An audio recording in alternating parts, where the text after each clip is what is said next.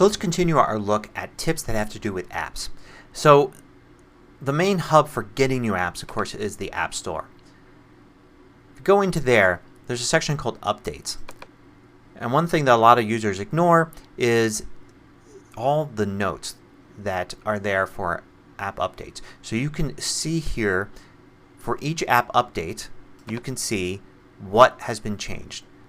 And this is great because if an app's been updated you want to know what new features may be available to you or what things have changed or what bugs have been fixed that you may rejoice in finding out that they're fixed.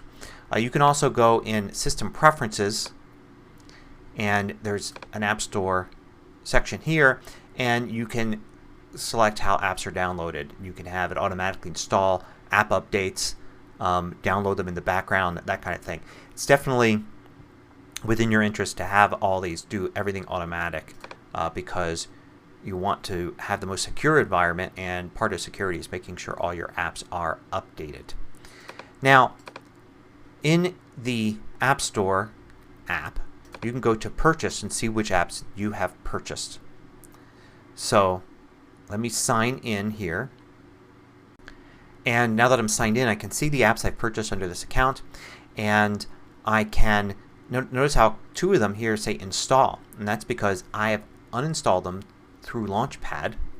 And the way you do that is that you go into Launchpad. Launchpad is a great application launcher, but if you prefer not to use it, a lot of people do, you still want to use it for uninstalling something. So if I want to uninstall an app I click and hold down on the app, and then I can click the X button and it will do an uninstall of that app.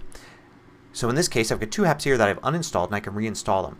Great thing about the Mac App Store, you can uninstall apps and reinstall them. You've already paid for them, so it's kind of like having apps in the cloud. You can just basically not have all of your apps installed.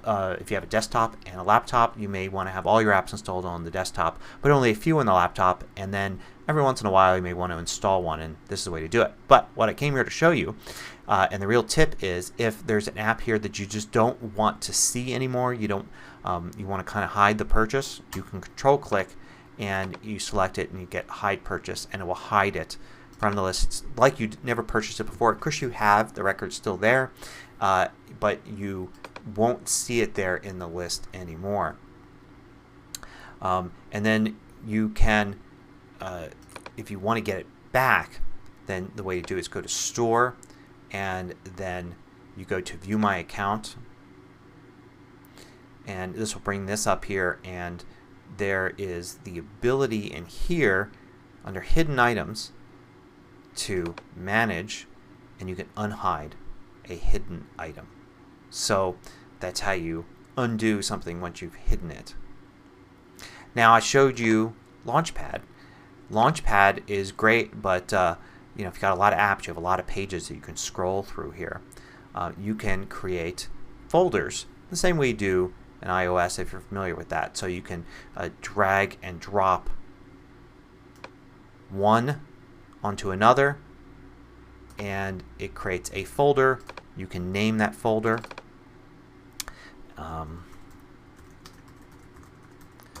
And then you can drag and drop other things into it. I'm going to hit the Escape key to get out of there, and I can drag other things into it if I want.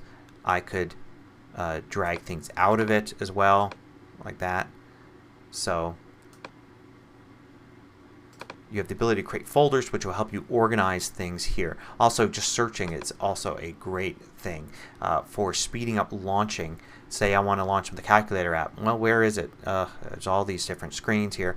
If I just start typing, see C, and it just narrows everything down as part of a search.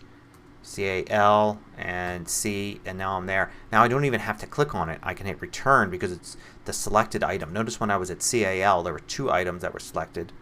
If I hit return now, I'll launch calendar, but CALC, calculator is all that's there. I hit return and it launches the calculator app.